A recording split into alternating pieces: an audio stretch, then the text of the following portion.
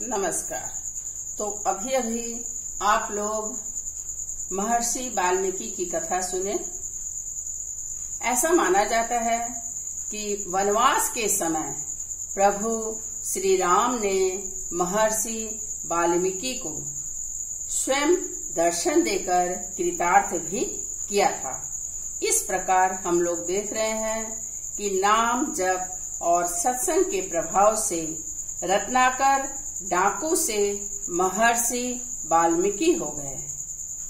अब हम लोग रैदास के 5वें पद का अध्ययन करेंगे।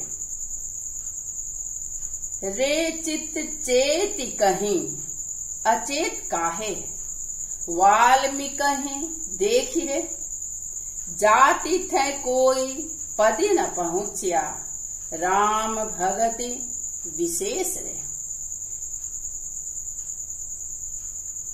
रे चित अर्थात हे मन, चेति कहें समझने का प्रयत्न करो, अचेत काहे अज्ञानी क्यों हो।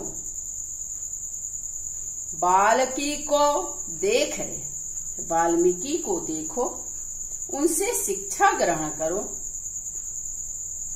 पंचम पद में कवि रैदास जी ने संसार के मनुष्यों को जाति पाति छुआछूत के बंधन से मुक्त होकर प्रभु की भक्ति के महत्व के विषय में समझाया है। कवि रैदास सर्वप्रथम महर्षि वाल्मीकि के माध्यम से समझाते हुए यह कहना चाहते हैं कि हे मन, अब तो महर्षि वाल्मीकि को देखकर संभल जाओ, अपने अंदर के अज्ञान की मनोभावना को खुद ही हटा दो। कोई भी स्वयं ही संभल सकता है, किसी दूसरे को कोई संभाल नहीं सकता, बल्कि सलाह दे सकता है।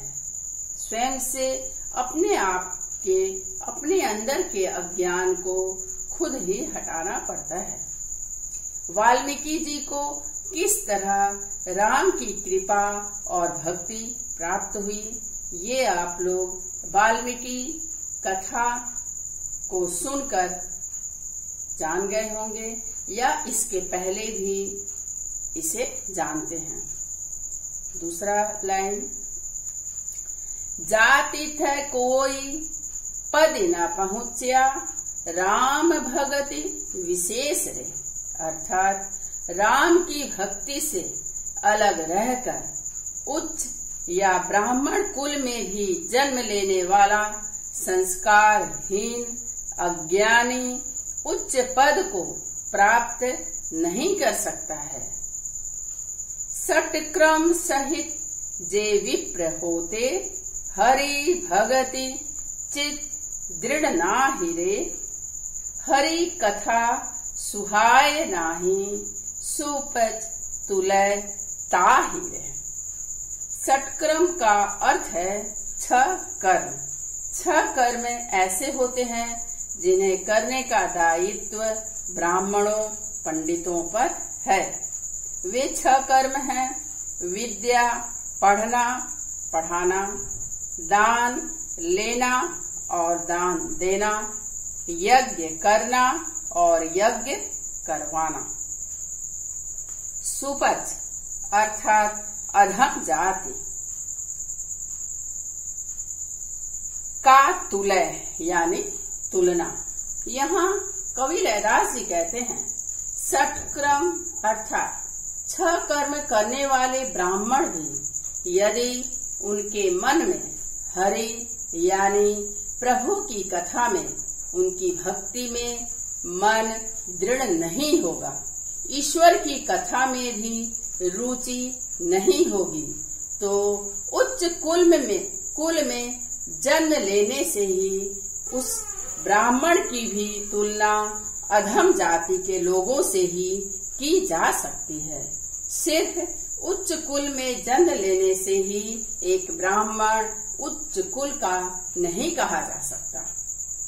मित्र शत्रु अजाति सबते, अंतरी लावय हेत रे, लोग बाकी कहा जाना है, तीन ही लोक पवित्र है।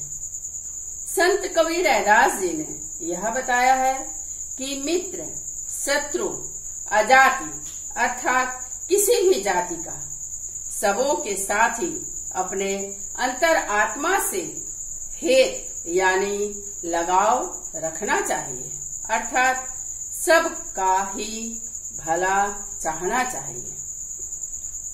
तीन ही लोक पवित्र है यानी तीनों लोक ईश्वरमय होने के कारण परम पवित्र है।